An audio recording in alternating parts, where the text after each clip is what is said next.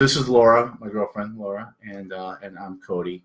And so what we're doing right now is, I've written a couple books, and I got one out, and I got one that's coming out, and I'm also learning about social media marketing. And so they say going live is the rage. So we're going to try to do some lives. And Laura really didn't want to do this, and she's quite a trooper. So, and just so you know that we're drinking, and all right, so a little bit of liquid courage for those of us who tend to issue the spotlight. Dutch courage is called. So okay. If I mispronounce things, all right, go ahead. Yeah, beer. And feel free to drink too. So I know you pretty well. Yes, you do. I know how much you love history. I do. Almost borderline obsessed with it. A little bit, yeah. And I also know that you tend to enjoy learning and reading more about medieval European history. We were on a bit of a Roman kick for a while. That's true, yeah. And I've seen during your time here in Nashville, this growing interest in the Civil War. And how much you've really learned to appreciate how much history is here right around us. And we're like literally on a battlefield. Exactly. Right now. Yeah. There's so many historic sites here in Nashville. We visited the Lotes House a while ago and really enjoyed that. And Fort Negley, of course, is a great historic site as well. So, Fort Negley, yep. Is that what prompted you to write the book about? That one. This one? Yeah, the Civil War being about slavery. Yeah, so, okay, funny thing about that. So, anyway, like you said, I love history, and I read a lot of historical fiction. And, in fact, everything I read for pleasure is historical fiction. And, yes, most of it is British history. I mean, I love all history, but I read a lot about, like, medieval England and Europe as well. But, so I decided I wanted to write my own historical fiction, but I realized that, like, especially for my first book, I don't live in England, and I'm not English, and I might be a little bit, but do a pretty good accent. Yeah, I'm not going to do it here. So when I figured, well, write what you know, right?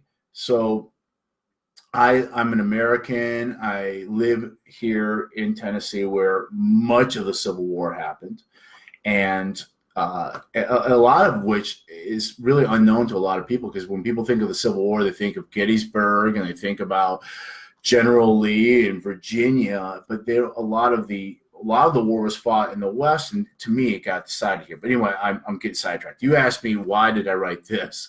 So, because this is quite an argumentative little book, and it gets me in a lot of trouble, especially, actually not as much as I thought with Civil War enthusiasts. So, in my book, the novel that's coming out in about 2 weeks, March 21st is the day that we want.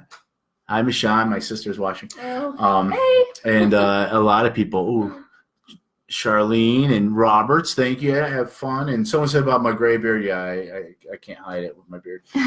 So anyway, I started researching for the novel that's coming out now. And part of the novel, the Battle of Donelson takes place. And so that's only about a 90-minute drive from where we sit right now. So I said, okay, I went out there, and they had reenactors out there. And they were wearing their Confederate uniforms, which they should, because the Donelson was defended by the Confederates when Grant came with his army. And these guys were great. They let me play with their guns. We talked. It was great. Is that where you ate hardtack? Yeah, I had some hardtack. That wasn't really great. So, hardtack was not so great. But they made pork chops. I don't know if like people were making pork chops at the campfires in the war.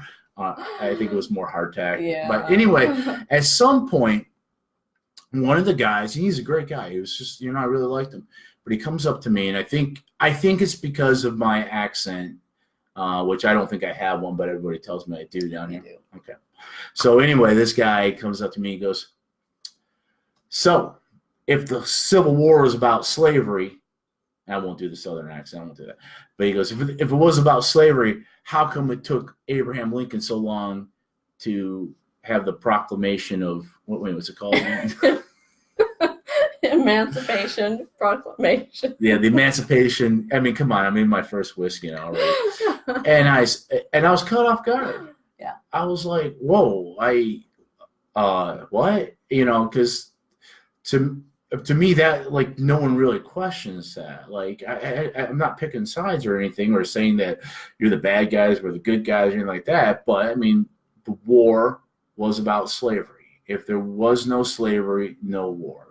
And anyway, I was on the spot and I stammered and said, well, I mean, it's secession letters. But I went home and everything was great. It wasn't a big, bad argument or anything. We liked each other. But I was really frustrated by it. So I went home and I thought two things. I said, okay, well, this is something that should be addressed. But the other thing was, really, my intention is to write novels. And I thought, well, and I'm self-publishing, so I wanted to write something that I thought would be, I mean, if you notice, this is a really thin book. There's not a whole lot to it. It's about the printed versions, I think, just around 30 pages, I think. But so I use this as a vehicle to test the self-publishing through Kindle and through Amazon. So I did the digital version of this and put it out there, and I was, it was hard. I had to like reformat it and do all this kind of stuff. And then once I got that out there, I started promoting it, but then got busy writing the novel. And so then once I got the novel done, which is, here's the manuscript right here, and you were doing the copy editing. Thank you very much. Attempting to well, do the I mean, look at all this. Yeah, there's quite a bit of stuff for me to fix. But anyway, I thought, okay, well, the next step is, because I definitely want my novel, I want it to be available in every possible form. So I want it to be printable as well. So I had to actually expand this. So because it was too short for print, so I added some things in here. I added a timeline about the Civil War as it pertains to slavery. Not the whole Civil War, but I added a section about Robert E. Lee and slavery, and I think there's a couple other things that are in here that expand it. So now that it's available, so if you actually want, which is good, because the whole idea behind this is if someone says, hey, the Civil War, it was about states' rights. It wasn't about slavery. It was about taxes. It was about the Northern government trying to control the South. You say, well, no, that's not true, because I have this book and I just happened to bring it with me. So keep it with you at all times. So when you go, whether you're, dressing up as a Confederate or a Yankee, when you go to your Civil War reenactment. Yeah, have it on there. So, it's funny you should say that, because right here, so there's just, and okay, a couple things. It's short, yeah. Am I lazy? Probably, but it's short because I wanted it to be, not like pages and pages of me talking or writing just to hear myself write, but so that you can get right to it. So like, for example, right here, here's one of the new expanded things. So if you have the digital version, I think you can re-download it too, if you bought the original one. Here's the Confederate State Constitution, and I got actual quotes from it. We got some questions? No, not yet. Hey, Parker. Hey, Parker, how you doing? Thank you, Joshua. I've been working on it quite a bit. So you're doing a great job. Okay. So there. Everybody, round of applause for Laura here. She was not sure. So what else you got for me? Well, tell us about this new book. Give us a little bit of a rundown. Oh, sorry, that's recycled paper. Give us a little bit of a rundown. We're environmentalists. So Laura hated to have to print it out, so she printed it on. Recycled paper. Yeah, so anyway. So what was the inspiration for this book? Okay, so I love historical fiction. And it's funny, actually, I was reading a book, I get their name wrong, Arturo Perez Reverte. He's got like 6 names, but thankfully he only uses 3 when he writes as his author name. But anyway, he wrote the Alatriste books, which is about a soldier during the 30 Years' War, which is like. We have a question. Oh, yeah. How long will the finished product be? How long? Not very. It's over 200 pages printed. I think. This one. And how long is this one again? Just About to be 30, sure. yeah. Okay, this one's about 30. And This one will be it's what? 14 chapters, and I think it's probably going to clock in about 230 pages. I don't know because it's hard to guess what it's going to be once it's printed, but it's 55,000 words. So anyway, you were saying. Yeah, so I really liked his writing style, and it turns out his favorite writer is mine, Alexander Dumas. Oh, right. Which yeah. wrote The Three Musketeers and the Count of Monte Cristo. And a lot of people don't know this about Dumas, but he wrote for a newspaper in Paris. It was a periodical. So every chapter is like an episode. Every chapter is like a Netflix episode, and that was kind of the idea behind it too. So instead of having it's all one big narrative, but I wrote it so that each chapter is like an episode. Each chapter is about 3,000 to 5,000 words, and it's all part of the overall narrative. But I was thinking, you and I, we've really gotten into watching shows like everybody else. Like I'd rather watch like a Netflix or a Amazon Prime show, a series. Yeah, than a movie, because it's just I think the 1 hour blocks are great, and there's more character development and all that. So anyway, I wanted to write my own historical fiction novel. I picked the American Civil War, and I say American Civil War because I'm hoping, and I have some friends in England that are going to read this, and they had their own Civil War. So, everybody's had a Civil War, it seems like. So, I always say the American Civil War.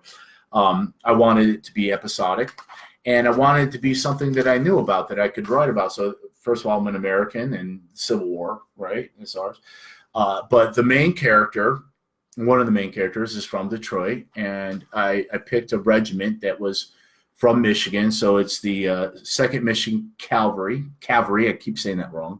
Cavalry, yeah. It's a tough one. I know, because I always want to say cavalry, but it's cavalry. And he ends up in Tennessee. And by the way, this is just book 1. It's a 3-book series, but there might be more. But right now it's a planned 3-book series. And so these characters, it's based around the actions of the Michigan 2nd Cavalry during the Civil War. So that's kind of like the vehicle, and all the history that I write in the book is true to the best of my knowledge. So I try to keep absolutely faithful to the real history, while my characters are fictional, but they interact with real people. I was actually really impressed with the historical notes that you wrote at the end. Just illustrating how authentic the majority of your scenes were. It really, everybody other than, a handful of the fictional characters, they're real, and down to the quotes even that they said, or paraphrases. And I was just really impressed that you had so much in the way of historical notes outlining so many of the scenes and so many of the events and how they actually did happen that way. Well, the thing is about the American Civil War is that there are like thousands and thousands of scholars and people who are experts on it. So if you write about it, you better get it right, because they will tear you apart. Thanks, Boyd. So there was a great quote. I just got done reading Con Eagledon, who is one of my favorite writers. And I was reading his historical note. What was the Falcon of Sparta? I read the whole book and I never knew what the Falcon was. But anyway, the Falcon of Sparta. But he had a quote in his historical notes, and it is from E.L. Doctorow. I don't know if I'm saying that right, but I typed this down with my little thumbs. It said, "The historian will tell you what happened. The novelist will tell you what it felt like."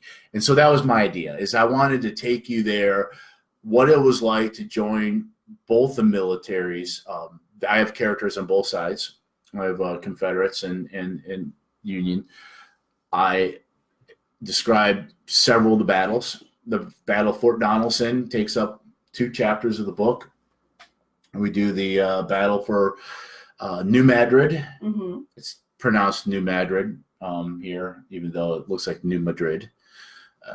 And I know because in Michigan we say Milan, Michigan instead of Milan. Yes. So we're all guilty of Americanizing European names, and the island number 10. Joshua Yeah. Maxwell has a favorite storyline. I'm not sure if that's directed at me or at Oh, in the Cody. book, the favorite. I'm assuming so. You know, I will say, let me just, I will yeah. say my favorite take one. part. I'm gonna take off just the cover. I'm not gonna get naked.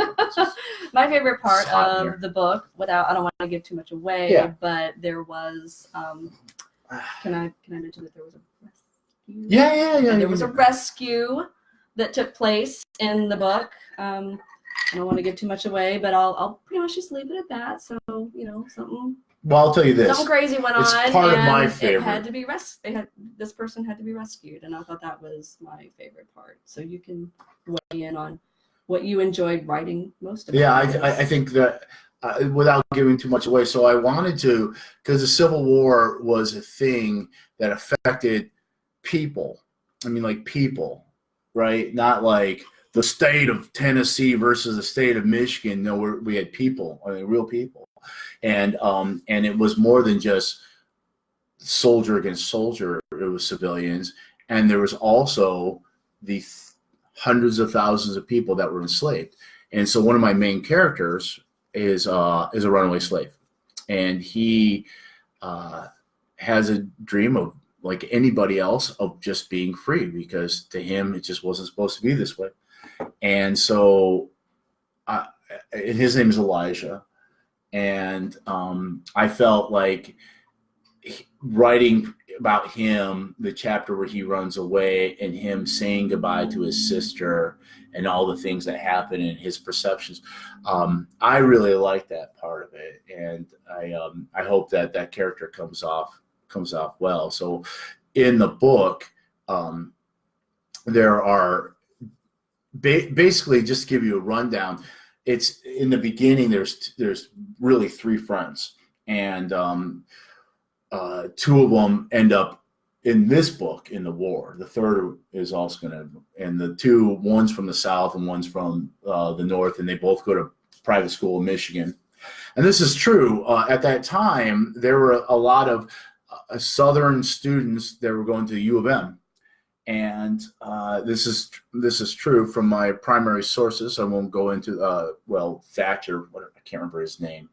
100 Battles, but he talks about this where when the war broke out, there were a lot of kids from the South who were going to U of M, and a lot of them decided, I'm going home because I got to fight for my state, for my homeland.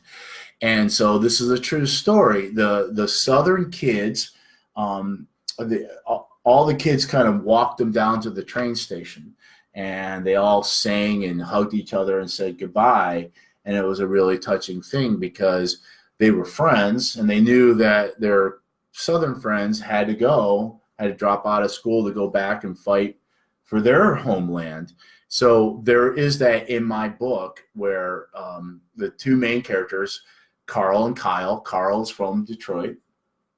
Kyle's from Tennessee, and they're in school together with a third friend, Francis, who's black, but he comes from a free family that's been in Detroit for hundreds of years, since the time of the French, and they're actually well-to-do.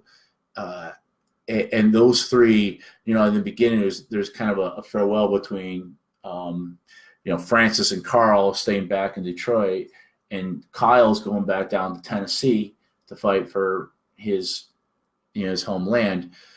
And so you have 3 different angles there, but then you also have Elijah, who appears later on in the book, and Elijah is a runaway slave, and a lot of the things that happen in my narrative are because of Elijah. Yeah, he's a great character. I liked him. Yeah, I had fun writing. So anyway, I think we'll wrap it up. A couple things I'd like to say. Here, let me see if we can do this. So this was kind of a practice book, although I think it's well worth your time. It's got a lot of, it is chock full of real information. But I wrote this as a practice so that I could get it down before I had the novel. And you can buy the digital version for 99 cents, but I give it away for free every 30 or 3 months when Amazon lets me, because I'm just trying to get it. And in some ways, it's a marketing tool for the books. But so that was the first thing. I got the digital version out, and I'll just tell you right now, I'm going to give it away for free, not this weekend, but the following weekend, because that'll be the weekend before I launch the novel. Fridays, the Friday and the Saturday, it'll be not the digital version. Otherwise, it's $1. The physical version is $4.16. That's because the production cost so that's built in. But I have a friend of mine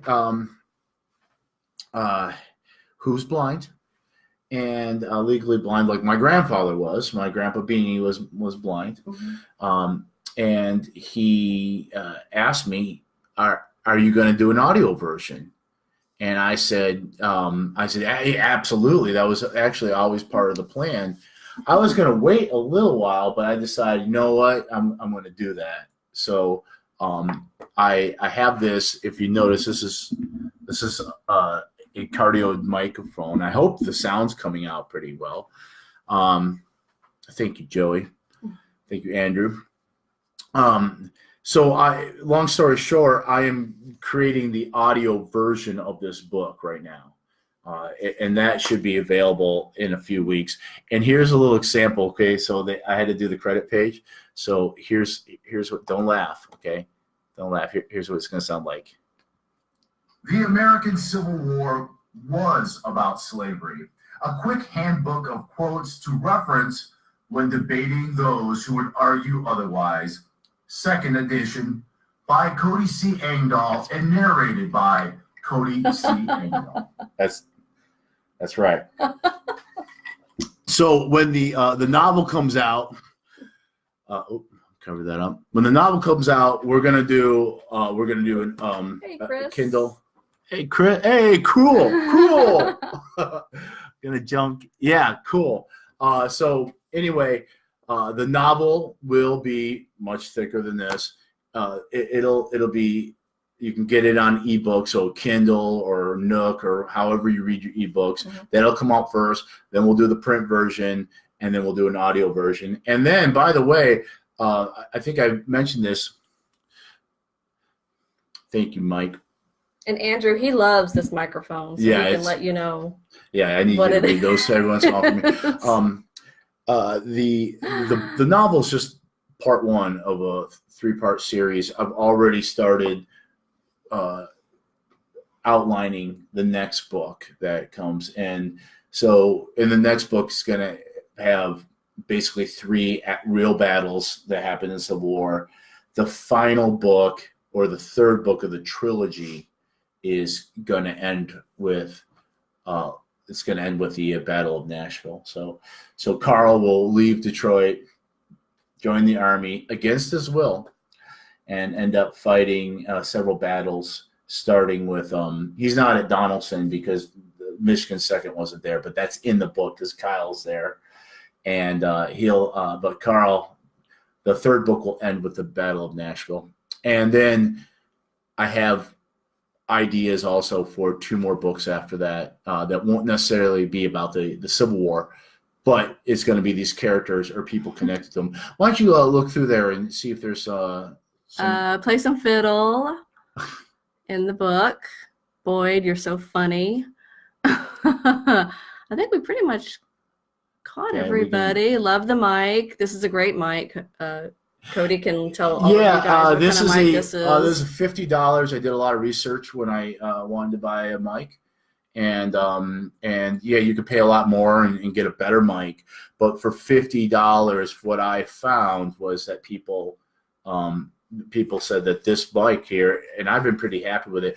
I bought it because when I do play the fiddle, the mic that's on my MacBook doesn't process it well, Mhm. and so it sounds really weird and like underwater. And some of that is just because I That's what it don't sounds play like. that well. But let's see if there's any other stories. Thank you, Boyd.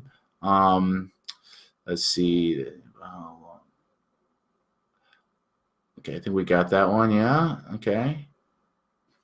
Thank you for the beard. Yes. Hey, Charlene. Rob, thank you very much. Okay, so I think we're going to wrap it up. We got food in the oven. We're doing fishing trips. And look, the audio version of this should be coming out shortly. And for the digital version of this, we're looking at March 21st. Laura just got done going through it and marking it up. And so I'm going to fix all these things and get it as clean as possible. And thank you very much. And if I didn't get to your question, I'll look through it afterwards to see if I missed anything. And thanks for joining us for our first live. We'll do this again. Well, I mean, we won't do it like all the time, but we'll do it like when we launch the book or something. You know, when we got something to say. So thank you for joining us, and rock on. 99 cents, but it's gonna be free in about. You're a terrible salesman. I know. Not this Friday, but the following Friday and Saturday, and then I can't do it for another until my because I'm on a contract, a 90-day contract. But each time I can give it away for 5 days, and then the novel will be May 21st. March 20th. March 21st. Thank you. March 21st, and I'm already working on the second novel. There's gonna be 3 altogether. In the end, there'll probably be 5, and then there's other ideas coming, but I don't want to. Yeah, make too many promises. Okay, thank you very much. Thank you, Laura. Yes, I want to end the video.